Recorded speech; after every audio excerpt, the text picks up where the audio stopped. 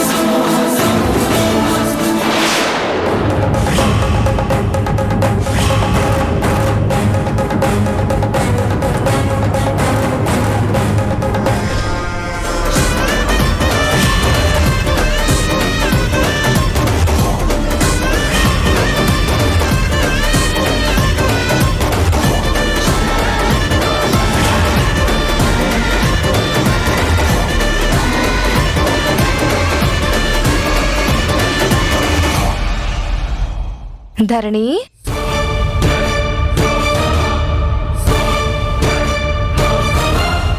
బంగారు తల్లి, బంగారు తల్లి,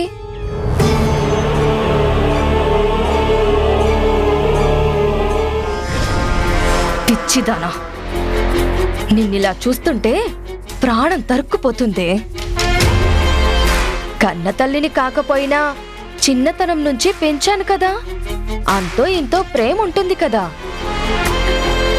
అయినా నీ మొండితనమే నిన్ని పరిస్థితికి తెచ్చింది. అటు నా తమ్ముడిని కాదన్నావు, ఇటు ధీరజ్తో కూడా పెళ్లికి కాదన్నావంటగా. అందుకే ఇక్కడిలా పడుండాల్సి వచ్చింది.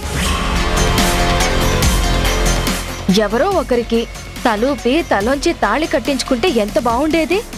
అయినా నీ నుదుటి నెల రాసుంటే ఎవరేం చేస్తారు?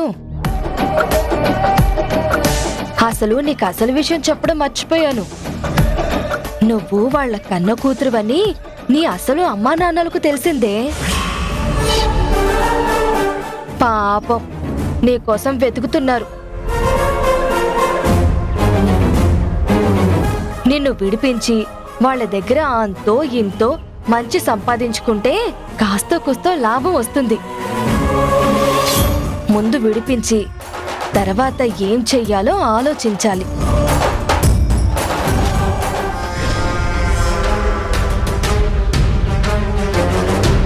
ఈ శారద ఏం చేస్తుందో ఏమో, ఒకసారి ఫోన్ చేసి చూస్తాను.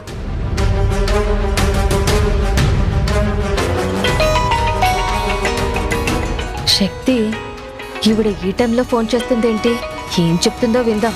లాభమైతే ఇటు, లేకపోతే అటు, 2 ఛాన్సులున్నాయి. హలో, ఏ శారద, ఎక్కడున్నావు? అక్కడ ఏం జరుగుతుంది? గుణ వాళ్ళు ఏమన్నా మళ్ళీ మీ ఇంటికి వచ్చారా? వాళ్ళు ధరణిని కలిసి మాట్లాడారా? అంతా ఒక్కటయ్యారా? అసలు ఏమనుకుంటున్నారు? ధీరజ్ని ధరణి మెళ్ళో తాళి కట్టరా అంటే వాడేదో భయపడి వదిలేసి వచ్చాడు. ధరణి ఎక్కడుందో చెప్పిందా? అంటే ఈవిడ గారికి ఆ తర్వాత విషయాలేవి తెలియవన్నమాట. అందుకే ఈవిడ గారు అంత టెన్షన్ పడుతున్నారు.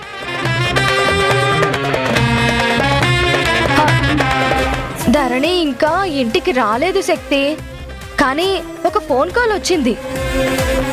ఏమని? ఎవరో ధరణిని కిడ్నాప్ చేశారు, 5 లక్షలు ఇస్తేనే వదులుతారంట.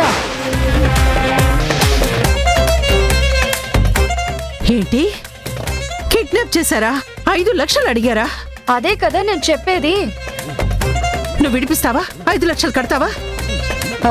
కట్టొచ్చు, ప్రాబ్లం ఏం లేదు. కానీ నాకేంటి లాభం? 5 లక్షలు నాకే కదా బొక్క. నువ్వు ఇస్తానంటే నేను విడిపిస్తాను. ఒక్క నిమిషం, నేను నీకు అమౌంట్ తర్వాత ఇస్తాను, కానీ ఇప్పుడు నువ్వు మాత్రమే వెళ్ళి విడిపించి జనని వాళ్ళకి ధరణిని అప్పగించకు. నేను వస్తాను, ఇద్దరం కలిసి వెళ్ళి ముందు విడిపిద్దాం. 5 ఇచ్చి నేను పట్టుకెళ్తాను. పట్టుకెళ్తావా? ఎందుకు? అది జనని వాళ్ళ కంట పడితే మన కథ హరికథే. అందరం కలిసి జైలుకి వెళ్ళడమే. వెళ్తే నువ్వు వెళ్తావు, నేనెందుకు వెళ్తాను? నాతో చేతులు కలిపామని చెప్తాగా. సరే సరే, ఇప్పుడు అవన్నీ ఎందుకులే గాని ధరణిని అప్పచెప్తే నువ్వేం చేస్తావు? మళ్ళీ ధీరస్తో పెళ్లికి ట్రై చేస్తా. ముందుకేస్తే లేపేస్తా. ఏంటి, లేపేస్తావా? ఎస్, లేకపోతే వాళ్ళు కలిసి చెప్పేగా మనకు కైలాస యాత్రే అని. నువ్వు ధరణిని చంపేస్తే నీకేంటి లాభం? నీ కొడుకుతో పెళ్ళైతే నీకు ఆస్తి కలిసి వస్తుందని ఓకే అన్నాననుకో, చంపడానికి నేను అస్సలు ఒప్పుకోను. వెళ్ళి ధరణిని విడిపించి నిజం చెప్పి వాళ్ళ అమ్మా నాన్నలకి అప్పచెప్తాను. ఏయ్, పిచ్చి పిచ్చి ఆలోచనలు, పిచ్చి పిచ్చి ప్రయత్నాలు చేస్తే నిన్ను చంపి నేను చస్తాను.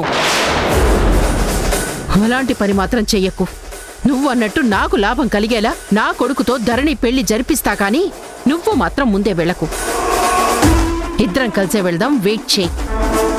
క్యాష్ తీసుకొని మరీ వస్తున్నాను.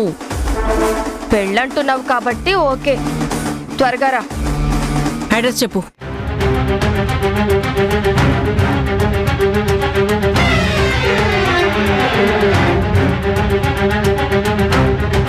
నేను వెంటనే బయలుదేరుతున్నాను, అక్కడే వెయిట్ చేయి. సరే.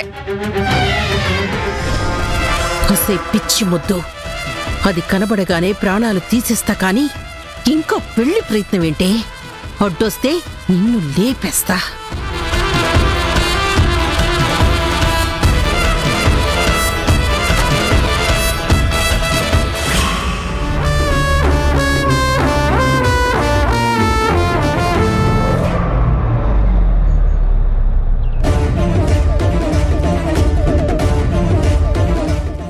అక్క,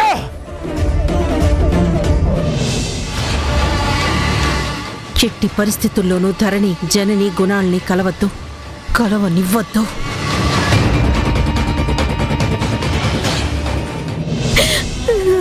భగవంతుడా, మా కూతుర్ని మాకు కనబడేలా చేయి తండ్రి.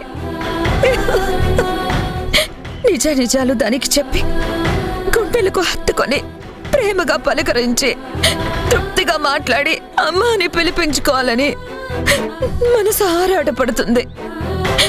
ఈ అమ్మ మనసు ఆరాటం అర్థం చేసుకొని త్వరగా కనపడేలా చేయి స్వామి.